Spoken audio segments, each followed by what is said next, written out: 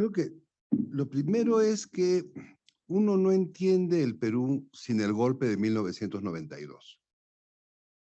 En 1992, un presidente electo por la izquierda en 1990, que fue Alberto Fujimori, declara el cierre del Congreso con el apoyo de las Fuerzas Armadas. Las Fuerzas Armadas salen a la calle. Había una situación de guerra interna, estaba Sendero Luminoso tirando bombas por las esquinas, había muchos muertos y las Fuerzas Armadas decidieron que el Congreso no estaba ayudando al proceso de reformas económicas que se quería instalar en un contexto de hiperinflación y de contracción del Producto Bruto de 35%. Entonces, Fujimori anuncia el golpe y después de anunciar el golpe, convoca a un Congreso Constituyente democrático, que fue básicamente un Congreso Constituyente de derechas,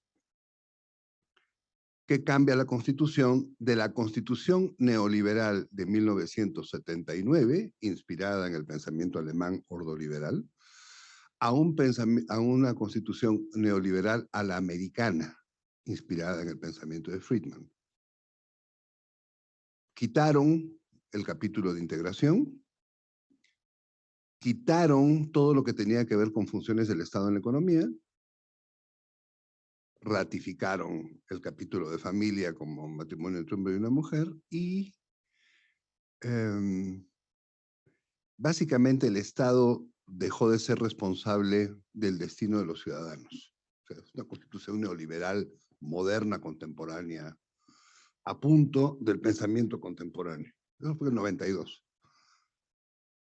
Fujimori lo echamos en el 2000, después de 4 años de marchas ciudadanas y de 20 personas, porque no fue más, hablando por parques y plazas sobre la importancia de la protesta en la calle en vista de que no habían partidos políticos.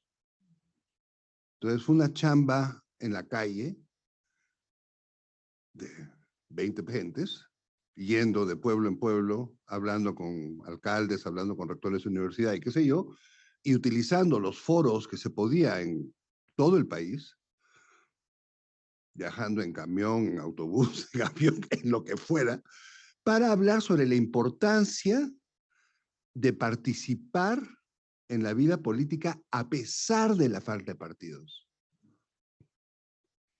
Eso llevó a que se produjeran marchas en las ciudades y luego marchas hacia Lima, que terminan con la gran marcha de los 4 suyos del año 2000, cuando 1.700.000 personas caminaron y finalmente se va a Montesinos, que era el hombre detrás del fujimorismo, sale del país y Fujimori se va 3 meses después. Después de eso, viene la primavera democrática. Y todo el mundo pensó que la primavera democrática iba a consistir en un gobierno progresista. Alejandro Toledo es electo con el imaginario de que iba a ser un presidente progresista y lo que hace Alejandro Toledo es colocar en el Ministerio de Economía al pensador del neoliberalismo de América Latina, a Pedro Pablo Kuczynski, que sacó el libro ese de Toward Renewed Economic Growth con Simonsen y con Bueno, el año 89. Kuczynski fue el ministro de Economía, después fue presidente de la República. Entonces, la esperanza de que fuera un gobierno progresista duró como 30 días y tuvo claro que era lo mismo de siempre, el fujimorismo sin Fujimori. Ninguna reforma social progresista, nada. Todo siguió como siempre. A eso le sucede las elecciones de Ollanta Humala, que gana las elecciones con el apoyo de la izquierda. Este apoyo se materializa en la forma de un gabinete progresista y 136 días más tarde Ollanthumala echa a todo ese gabinete y pone un gabinete afín a los grandes intereses del capital internacional y nacional. Los grandes intereses del capital. El 1900, eso fue el 11, en el 15 sale electo, a ver, en algún momento sale electo Allen García con una agenda socialdemócrata medio rosadita, ahí vamos. Y el rosadito le duró como 10 segundos y fue un gobierno de extrema derecha. El APRA se convirtió ya declaradamente en un partido fujimorista. Entonces, vas cargando un imaginario progresista con un resultado reaccionario desde el año 2000 hasta que por fin tenemos la elección de Kuczynski, donde se elige a un candidato de la derecha para no elegir a Keiko Fujimori a la presidencia. Y se da el fenómeno de que gana las elecciones Kuczynski por 40,000 votos, en 18 millones de votos. El Fujimorismo salió y dijo fraude. Y Kuczynski llamó al Fujimorismo y le dijo, vamos a concertar, vamos a gobernar juntos. El Fujimorismo le dijo, no vamos a gobernar juntos nada, y lo echó. Y cae Kuczynski. Y comienza una sucesión de presidentes que suben y caen echados por el Fujimorismo, una y otra vez. El Fujimorismo tiene a las Fuerzas Armadas consigo, que son las Fuerzas Armadas del golpe del 92, que consideran que toda protesta social es terrorismo y la asocia a la guerra interna de la década del 80. Entonces tienes el enemigo, es el diablo, es estos terroristas que salen a la calle a demandar mejoras salariales, mejoras en condiciones de trabajo, mejoras de lo que sea. Bien. El periodo de inestabilidad política se supone que llegó a su fin cuando hay las elecciones del año 2022. ¿2022? 2021. 2021. Y sale electo 4 presidentes después, entre el año 16 y 20. Hay 4 presidentes, sale electo Pedro Castillo. Sale electo con 50,000 votos de diferencia con Keiko Fujimori, que corría por tercera vez. Había corrido con Alan García, había perdido por 40,000 votos, con Ollanthumala había perdido por 40,000 votos, con Kuczynski por cuarta vez. Y esta mujer pierde las elecciones y salen y dicen fraude. Y no solamente salen y dicen fraude, sino salen y dicen el Instituto Nacional Electoral está sesgado, hay que cambiar el Instituto Nacional Electoral, porque el Instituto Nacional Electoral está constituido por gente que son todos comunistas, son todos terroristas que están instalados ahí. En el Perú hay 2 categorías de izquierdistas, los caviares, que son la gente como nosotros, y los terroristas, que son la gente de a pie. Y esto se repite, es un mantra. Se repite, el caviar y el terruco. El caviar y el terruco. El terruco es la persona de la calle que exige sus derechos y el caviar es el tipo más o menos ilustrado que tiene alguna argumentación.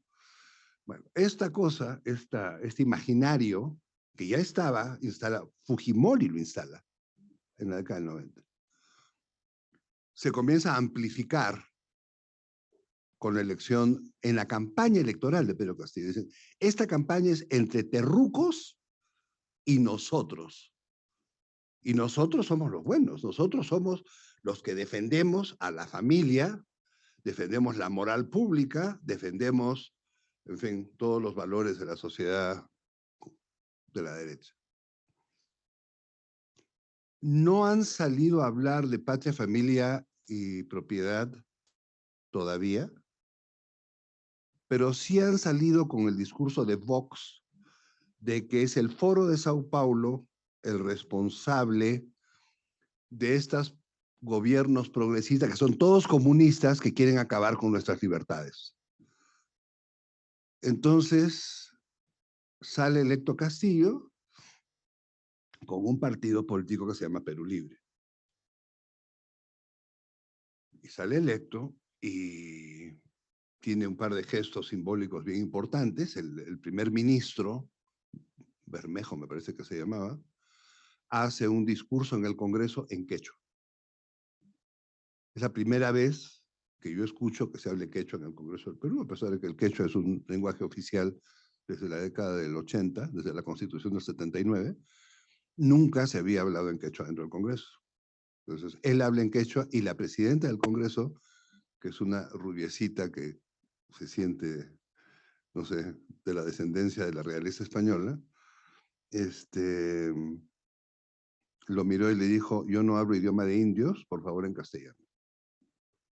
Y ahí el tema del racismo derechito y frontal. O sea, no me hables con idiomas subordinados. Eso fue el primer día, o sea, la inauguración del Congreso pasó esto.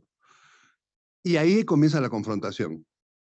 La derecha, que había perdido por 40.000, comienza con la campaña que ya había comenzado en marzo, esto es julio. Desde marzo hasta julio es fraude, el Instituto Nacional Electoral está constituido por caviares y la Oficina Nacional de Procesos Electorales está corrompida. Y se repite, y se repite, y se repite. Y luego viene la apertura del Congreso y en la primera sesión, las primeras sesiones hay que vacar al presidente de la República. Hay una cláusula, la 103 de la Constitución, que permite la vacancia de la presidencia por incapacidad moral. ¿Qué cosa es incapacidad moral? Búscatelas. Pero eso es lo que dice la Constitución del 79. Bueno, ellos decidieron hacer su interpretación de qué cosa era incapacidad moral y quisieron vacarlo. Y no pudieron, no tuvieron suficientes votos. Y luego hicieron la segunda vez un esfuerzo por hacer lo mismo. Mientras tanto, Castillo, que es indígena del norte, es un indígena blanco versus los indígenas aymaras, que son más oscuros, más cobrizos, es un indígena más blanco, va mostrando señales de ineptitud. O sea, lo invitan a hablar, se para y no puede hablar. O sea, le quedó grande la elección. Él venía del movimiento sindical magisterial. Todos entendíamos que era un líder sindical magisterial, una persona formada, y resulta que no. Pero bueno, por eso lo descubrimos, ya lo habíamos electo, ahí estaba y había que defenderlo. Estamos en ese trance cuando él, el presidente de la República, echa de su gabinete a los caviares. La izquierda ilustrada la saca y comienza a poner en el gabinete a gente que traen del campo. Y entonces, claro, en un momento en que tienes que vacunar por el COVID, ponen a un ministro de salud que venía de la mitad de la selva, de trabajar con temas de salud amazónica, que no sabía de campañas de vacunación nada, y se arma un problemón gigantesco. Ese es un síntoma de lo que está pasando. Luego colocan a alguien que no tiene la menor idea de la importancia de tener los contratos para fabricar pasaportes y el Perú se queda sin pasaportes, resultado del cual yo no pude ir al Perú, ni a Barcelona, ni a Quito, ni a Bogotá, porque no tengo pasaporte peruano. En este momento yo no tengo ni pasaporte peruano ni mexicano, ninguno.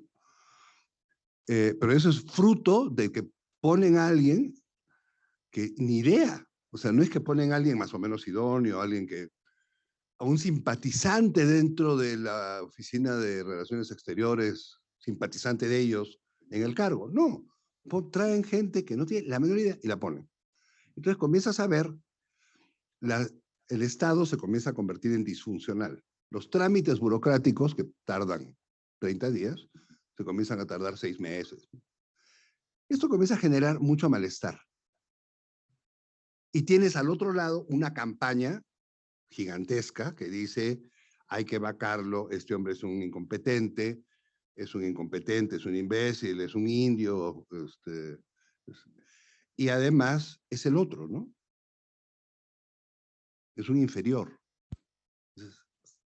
Se repite, es un mantra que se repite mientras el presidente va haciendo todo lo posible porque la sociedad que lo había electo le vaya retirando el apoyo. Entonces sí, le va retirando el apoyo, pues. A las alturas del golpe tenía 20 y tantos % de apoyo. El Congreso, en el momento del golpe, tenía 8% de apoyo. Al Congreso del Perú no lo quería nadie, porque la campaña de odio desde el Congreso era realmente odiosa, era inaceptable. Y todos los medios de comunicación en el Perú, todos enteros, completos, televisión, radio y prensa escrita, son todos de derecha radical. Ese es muy parecido al fenómeno brasileño. Tuvimos un periódico de izquierda que había sobrevivido que se llamaba Uno, ya murió. Entonces, no quedó, había uno que medio de centro, que era La República. La República se fue para la derecha junto con todos los demás, para mantener la publicidad de las grandes empresas, ¿no?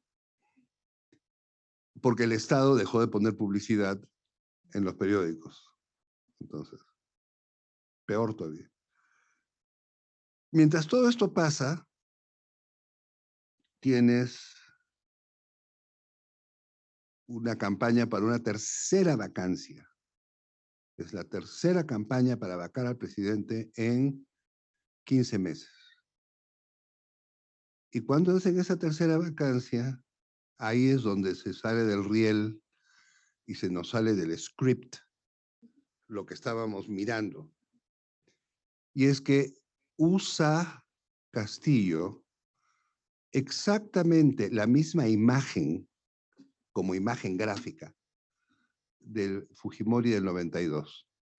Se sienta en la misma mesa, con la misma bandera, con el traje azul cruzado. Los presidentes en el Perú usan el traje azul cruzado porque tienen chaleco antibalas abajo. Como hemos tenido guerra, todos tienen chaleco antibalas abajo y el saco cruzado. Entonces está el presidente, está con su saco cruzado. La corbata roja, la banda presidencial, y repite las mismas palabras de Fujimori. Entonces, la calle dijo, pero ¿qué es esto? ¿Qué es esto? La calle dice, ¿qué es esto? Los militares dicen, no, pues, no, este señor no da ningún golpe. Nosotros no apoyamos ese golpe.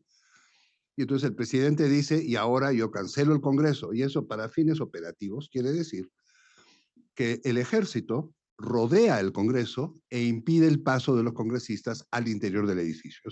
En eso consiste disolver el Congreso.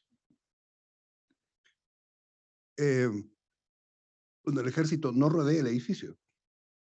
Entonces, 45 minutos después de que él ha dicho esto, la presidenta del Congreso convoca a una reunión que se iba a hacer a la 1 de la tarde para vacar al presidente. La reunión era para eso. Bueno, la presidenta del Congreso adelanta, dice, vamos a reunirnos para vacar al presidente por no haber defendido la Constitución. Porque es una obligación del presidente de la República defender la Constitución. Y está penado por ley, tienes 10 años de cárcel por no defender la Constitución. Eso fue una cosa que nosotros logramos en el 2000, con el Congreso del 2000, para que no se nos repitiera el fujimorismo del 92. Bueno, así nos fue. O sea, estos jóvenes lo vacan, él sube a un auto, aparentemente después de haber hablado con el presidente de México, manejado por un chofer de seguridad del Estado, el chofer de seguridad del Estado le obedece a su jefe, que es un general, el general lo mandó a la prefectura. Y ahí terminó la historia. Así de rápido y así de fácil. Si él hubiera agarrado su propio auto, se hubiera tomado un taxi, si se hubiera ido con un amigo al aeropuerto, se hubiera ido. Pero tomó el carro del presidente. Demuestra el grado de inocencia del hombre. O sea, su desconocimiento total de cómo funciona una casa de gobierno, cualquier casa de gobierno. Todas están con inteligencia metida adentro, pues, ¿no? Y bueno, pasa eso y la reacción social es: queremos un adelanto de elecciones y queremos una constitución nueva y que el Congreso se vaya de una vez. Que se vaya la presidenta nueva, Dina Boluarte, que es la vicepresidenta que asume, que se termine de ir ese Congreso, que tiene 8% de aprobación, ahora debe tener 2% de aprobación, y constitución nueva. Y esa es la demanda. Y esa demanda sale y se repite y se repite. Y en medio de que se repite la demanda, el Congreso va aprobando leyes para, por ejemplo, en minería, se renovó la ley que permite la explotación de las minas libre de impuestos a la renta. Entonces, esa ley se renovó por 70 años. Se renovó una ley que elimina la Superintendencia Nacional de Universidades, que era para mejorar la calidad de las universidades, que hay unos mafiosos metidos en la cosa de la educación privada. Bueno, eso que estaba avanzando, la agenda progresista era eliminar las universidades privadas que son mentirosas y que sean de mejor calidad todas y ayudar a los estudiantes y qué sé yo. Bueno, eso se eliminó y ahora se renovó esto. El matiz de los últimos 6 meses de Castillo es que el partido de gobierno, después de que Castillo echa del gabinete a los caviares, el partido de gobierno sale y dice, en julio del año 22, para 28 de julio, el partido de gobierno sale y dice, la izquierda, los caviares, son nuestros enemigos. Y votan, ya venían votando consistentemente con la derecha. Y votan consistentemente con la derecha, siguen votando consistentemente con la derecha. Y esto, digamos, tú tienes a la izquierda, tienes a ese grupito, que es un grupito de radicales de izquierda, que están aliados con la derecha, que ayudan con el tema del golpe. Es absurdo. Pero luego viene, ya está la gente, Dina Boluarte, la agenda nueva, que se vaya la presidenta, que se vaya al Congreso y nueva constitución, la prensa entera hablando de los que protestan como terroristas, terrucos, senderistas, un imaginario de que ahí vienen los indios que nos van a venir a robar todo. Entonces, ese imaginario va creciendo, son los comunistas que nos vienen a quitar todo, que era lo que quería Sendero Luminoso. Y la región que explota con estas protestas es la región más pobre del país, que es la zona de Puno, Aymara. Por Puno pasa el MAS. Y pasa el MAS. O sea, iban y venían, la gente del MAS iba a Puno y venía de Puno. Es el mismo país. O sea, hay una línea fronteriza ahí que fue puesta, pero eso es el mismo país.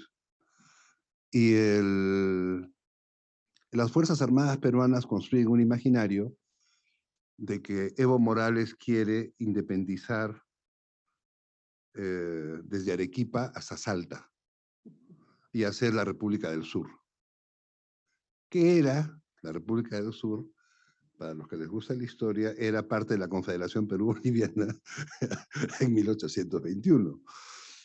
La República del Sur dejó de existir, la idea de la República del Sur no terminó de agarrar fuego, Y ahí estamos. O sea, tienes un imaginario militar construido contra el enemigo, que es Bolivia, que está gobernado por Morales, que lo que quiere es arrancarle Puno al Perú. ¿Por qué? Porque es la salida al mar. Ese es el discurso militar, que se repite también en la prensa boliviana. Ese mismo discurso tal cual aparece en la prensa boliviana. Y la sociedad, que aprendió de las marchas en la calle de la década del 90, evidentemente dijo, es hora de salir a la calle, esto es inaceptable, y salió a la calle. Y hoy día tenemos no sé cuánta gente en Lima que ha marchado no solamente desde Puno, sino desde el norte y desde el centro. O sea, lo que se ha producido en el Perú hoy es una insurgencia popular. El país está alzado y no acepta a la presidenta del Congreso, no acepta al Congreso y quiere cambiar la Constitución. Y es lo que quiere. Y ahí están. Para llegar ahí, en estos 40 días hay 50 muertos, incluidos un policía y un bebé. Pero, ¿qué necesidad de tener muertos cuando son protestas pacíficas? Hay la construcción de que las protestas no son pacíficas, mucho fake news de bombas y cosas así. Y no se ve todavía la salida, porque entre otras cosas, como no hay partidos políticos, no hay actores que se puedan poner de acuerdo. ¿Quiénes se van a poner de acuerdo? ¿Quién representa a la izquierda? Nadie. El APRA está con el fujimorismo y no tiene inscripción electoral. El Partido Popular Cristiano, que era la derecha de antes, que era como el PAN, no tiene inscripción. Entonces, no hay partidos, no hay líderes visibles. Lo que hay es una población enardecida, harta de que les tomen el pelo, de que votan por la izquierda y gobiernan a la derecha. Ahora, ¿qué tienen en común los tres países? En común tienen que tienen una tasa de informalidad gigantesca. O sea, Bolivia con 81% de la población económicamente activa e informal. Brasil es el que menos tiene y tiene 40% de la población económicamente activa. Y los otros, Ecuador y Perú, tenemos más de 60% de la población económicamente activa informal. Tenemos poca protección social. Brasil es el que tiene más protección social. Mucha más protección social. El resto, 20% de la población tiene protección, 30%. Lo otro que no está aquí es esto. Con las reformas neoliberales, que comienzan en más o menos en 1990, lo que se da es un proceso de migración internacional muy grande en los 4 países que hemos mirado, pero en los 3 que estamos aquí sentados, uno ve clarísimo cómo crece la inmigración internacional. Y lo otro que es común es que el 20% más pobre en los 3 países, en los 4 incluyendo Ecuador, desde los años 90 han mantenido al 20% más pobre debajo del 5% del ingreso nacional. Entonces, lo que hay es la paradoja de una mejora del Gini, que sí se ha dado, porque hay una mejora en el 20% superior, se ha reducido el 20% superior, el ingreso del 20% superior, y esa reducción se ha ido a los 2 quintiles que le siguen, que es lo que se llama la emergente clase media. Los 2 quintiles de abajo, el de más abajo no se ha movido y el siguiente se ha movido un poquito, pero muy poquito. Entonces, el 30% de la gente pobre que está con el bolsonarismo es el polo inverso del 30% pobre que está por el cambio de constitución, que se vaya la presidenta y que se vaya el Congreso en el Perú.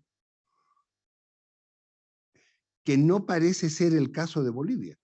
En Bolivia el 30% más pobre no sé dónde está. Con el MAS, supongo. Pero ha habido una expulsión con las reformas económicas, se expulsó a gente del campo a la ciudad. La migración interna creció y de la ciudad la migración internacional creció. Nunca ha habido tanta migración internacional como la de los últimos 20 años. Ni siquiera cuando la inmigración política, cuando el gran momento de la inmigración política de los 70s y 80s, los números eran números pequeñitos comparados a los que son ahora. Ahora son números muy grandes de gente que se va porque no tiene esperanza de poderse ganar la vida en el país. Entonces, si uno suma todo esto, más el discurso religioso, los valores convencionales, lo que se ha creado es un ambiente asfixiante. O sea, sociedades sin protección social, sin empleo, sin futuro y con un discurso de odio muy potente. La gente se va, migra. Me voy a un sitio donde no hay el discurso de odio y donde uno tiene oxígeno y puede trabajar con tranquilidad, ¿no? Te vas. Y ese es el cuadro. ¿Cómo va a acabar el Perú? No sé. Espero que no con sangre. Pero si Dina, yo creo que Dina Boluarte va a tener que irse, pero lo más probable es que la derecha no suelte. Es decir, el poder, en el sentido Foucaultiano de poder, el poder no va a soltar el poder. Entonces ellos van a asumir el poder. De alguna manera, sea a través de Williams, que es el presidente del Congreso, que es un general que está investigado por crímenes de lesa humanidad, creo, o por corrupción, uno de los dos. O sea, por un civil en algún cargo importante que lo coloque en la presidencia. Pues yo creo que la solución va a ser por la derecha, no por la izquierda, y va a ser con apoyo militar. Es decir, hemos entrado en una etapa de un régimen cívico-militar que comenzó el 8 de diciembre y que seguramente se va a mantener hasta el fin, hasta que hayan las elecciones, pues, hasta que se llamen las elecciones.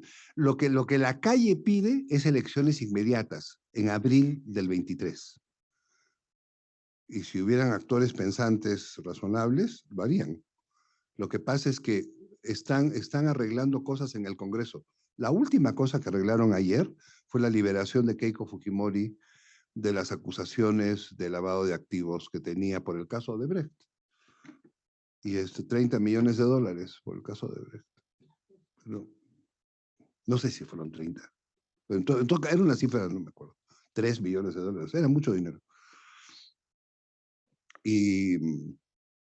Pero ayer la exoneraron. Yo me pregunto si también van a exonerar a Fujimori papá, lo van a sacar de la cárcel. No me sorprendería, digamos. Han tratado de hacerlo a lo largo de estos años varias veces. Y bueno, y con eso yo creo que tienen el panorama para pensar, discutir y gracias.